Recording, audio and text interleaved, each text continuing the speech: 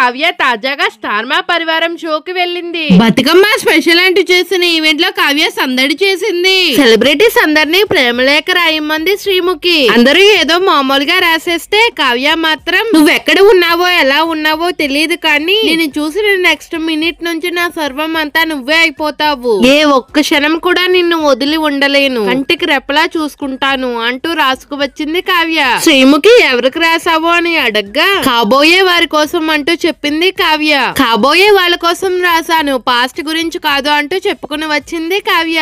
9.7/10 అంటూ రేటింగ్ ఇచ్చింది శ్రీముఖి. దీనికి అవినాష్ ఇది నా రేటింగ్ కదండి అంటూ కామెడీ చేశాడు. కానీ ఫ్యాన్స్ మాత్రం నిఖిల్ కావ్య మళ్ళీ కలవాలి, పెళ్లి చేసుకోవాలనే కోరుకుంటూ ఉన్నారు. ఒకప్పుడు కావ్య నిఖిల్ ఇద్దరు కలిసి స్టార్ మా పరివారంలో ఎన్నో సార్లు సందడి చేశారు. కానీ ఇప్పుడు విడివిడిగా వస్తున్నారు. బ్రేకప్ అయిన తర్వాత Kavya Nikhil face to face 2 షోల్లో మాత్రమే